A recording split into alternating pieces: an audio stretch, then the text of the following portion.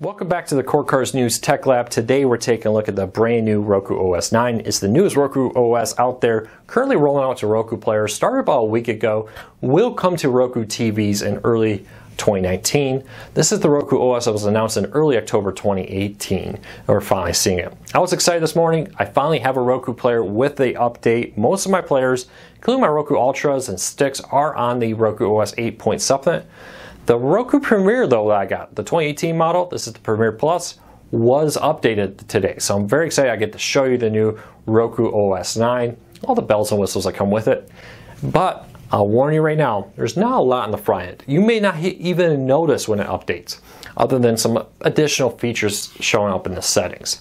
The biggest thing I noticed is that the scrolling, the response time, the reboot time does feel a little bit better on it. It does add, for instance, the ability to pair additional remotes and speakers for the Roku TV for the new speaker line. It's actually surprisingly easy. You can see all your devices right here that you would have paired. Unfortunately, none of them are for sale yet, so I can't demo them. I do have Roku speakers ready, ordered, coming for a review, so keep that in mind. But if you have a new Roku speaker, one of the new remotes, just click on Connect Remote, and then it tells you to put batteries in it, press the connection button, and your TV would automatically pair it. So setting up the speakers, setting up the new remotes that are coming out are going to be super simple, easy to do here.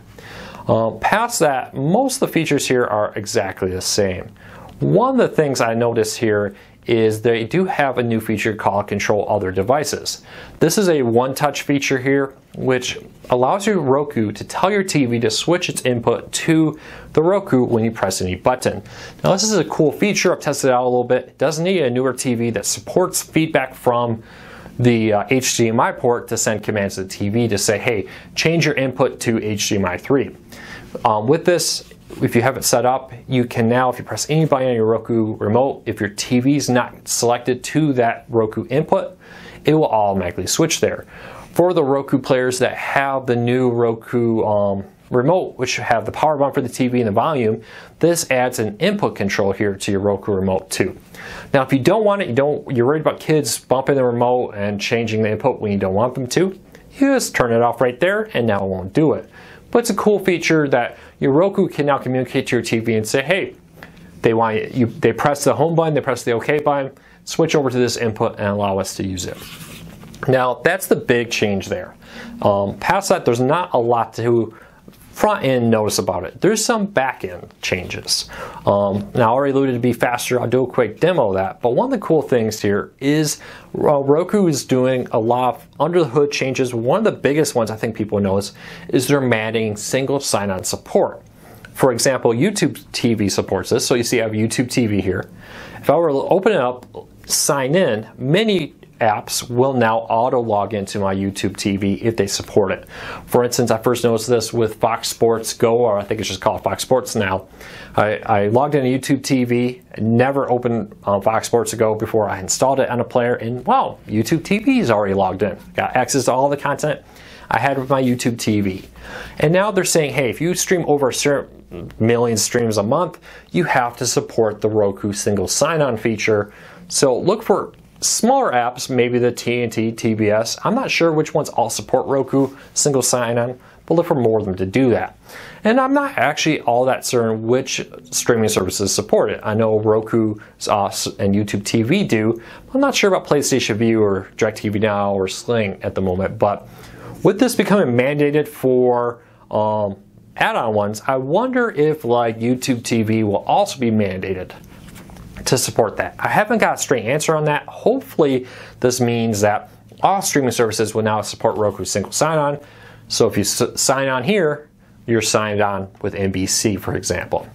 So fingers crossed that comes. The other ones are a lot of under the hood, like improvements in the way the next episode will load, improvements in the way streaming can happening, improvements in the way errors are reported and handled. And I'll put a link to all those features down the bottom. But remember when I said that there was a improvement here in the performance, and I want to do a quick demo of the restart. Now, one of the great things about the Premier, the Express, the Sticks is your ability to plug it into the Roku TV's USB, so when your TV turns off, the Roku turns off. But that means every time you start the TV, you gotta go through the reboot. And Roku seemingly has done an improvement here. Now, I definitely have noticed a slight improvement or a big improvement when it gets to the menu. I'll cover that in a moment. But the overall boot time seems to be greatly improved. But one of the things I've really noticed, and when we launch the menu here, I'll start clicking around, you'll notice you're instantly able to move.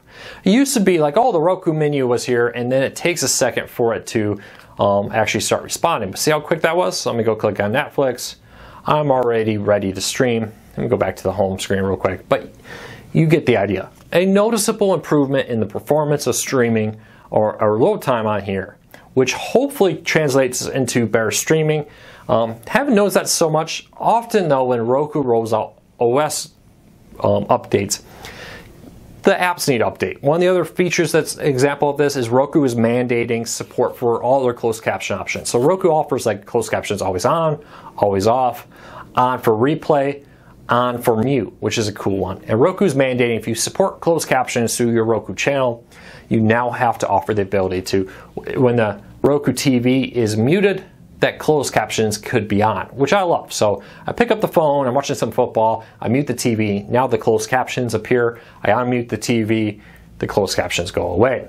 Cool new feature there that Roku channels will need to be updated. Now, things like single sign-on, closed caption changes, etc. are new standards. So your current Roku channel may not support that yet. But if they want to roll an update out, they will be required to support these new standards like single sign-on, closed captions on mute, and more if they want to get approved into the Roku channel store. So there you go, your first Roku review. This is on the Premier Plus. One thing here, you may notice the Fandango store is not here. It's because this is the Premier Plus, only sold at Walmart, and they have the Vudu instead. So just keep that in mind that you would on most Rokus have that. If you buy a Roku through a Walmart, though, you don't have the Fandango store because it has Vudu instead. But you notice it's not on the home menu. So just keep that in mind. I know some people say, hey, what happened to the Fandango? That's where it happened. But yeah, all other features are here. One of the other things, I'm not sure if this was in a previous version, you do now have the ability to disable the featured free section.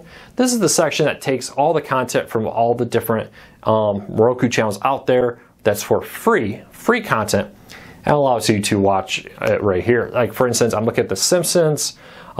This is from Fox Now, bunch of, oh, right here, Will and Grace. See, this one's from NBC, and more.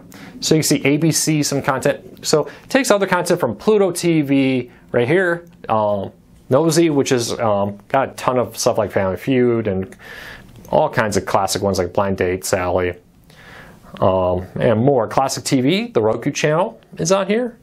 So it just puts it all in one spot. But if you don't like this, Roku now offers the ability to turn this off and remove it from your home menu screen in the settings. Well, there you go. What do you think? Let me know. And again, take it all with a grain of salt that this will probably be updated. New features will appear and Roku channels will update to take advantage of the new features on the Roku OS. So keep that in mind. Thanks for watching. Please subscribe. I really appreciate your support. A thumbs up helps us greatly. And check back for every Wednesday 8 p.m. for our weekly cord cutting Q&A, every Saturday for our weekly cord cutting recap show, and all kinds of new videos like this showing off the newest and latest in cord cutting.